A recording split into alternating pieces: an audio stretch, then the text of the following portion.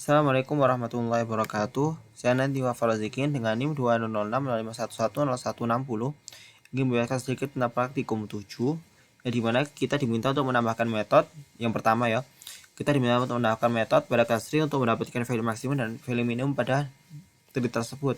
Di sini saya telah membuat dua metode. Yang pertama ada metode value min dan metode value max. Kedua-duanya mempunyai argumen yang sama yaitu not. Kemudian di dua-duanya juga ya diinisialisasi current-nya sama dengan not. Kemudian apabila nilai current itu tidak sama dengan 0 pada metode value min ini, maka dia akan bergeser ke kiri terus. Kenapa demikian? Karena kan pada binary tree itu yang bagian kiri itu semakin ke bawah, semakin kiri semakin kecil. Sedangkan yang kanan dia akan semakin besar. Nah, kemudian jika misal setelah bergeser ke kiri terus, dia akan sampai mentok ya, sampai akhir, dia akan memunculkan ini current sama dengan ID. Current yang berisi ID itu. Begitu juga kayak value max, dia akan bergeser ke kanan terus hingga akhir atau hingga sebelum 0. Jadi yang paling bawah sendiri dia akan ambil nilainya. Dia lihat kan berarti yang kanan bawah sendiri dia paling besar, maka itu yang akan diambil nilainya. Nah, itu mungkin untuk yang pertama. Kemudian yang kedua kita diminta untuk memodifikasi metode insert pada class tree sehingga tidak memungkinkan adanya duplicate key pada tree. Nah, di sini pada metode tree sebelumnya kita pada listing diminta untuk mencoba listing ya. Diminta untuk menjalankan sebuah listing program. Mana insert dia. Nah, ini. Jadi untuk mencegah adanya duplikat, jadi pada metode insert itu sebelumnya hanya ini, tanpa adanya if ini tidak ada.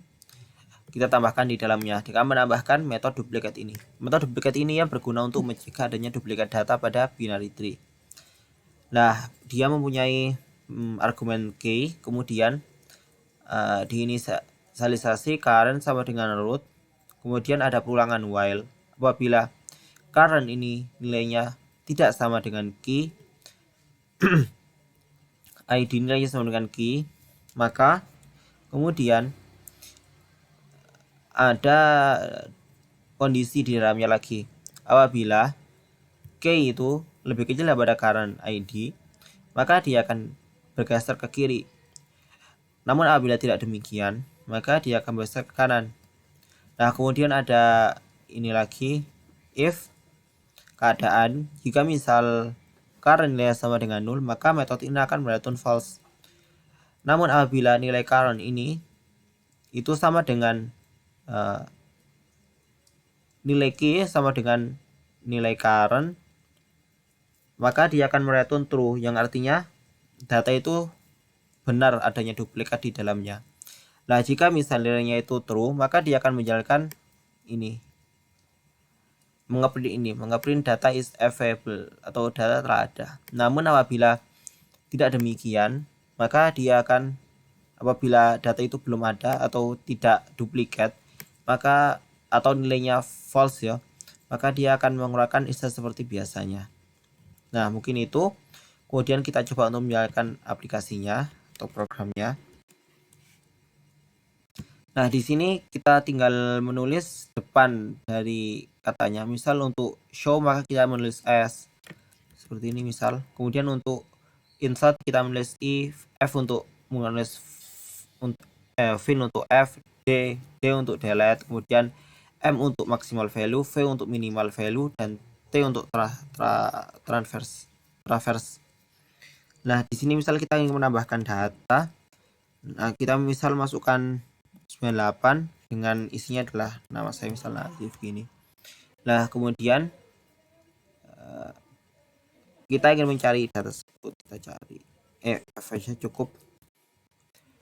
Nah, setelah itu kita mencari tadi 98, maka akan muncul ini Nazif.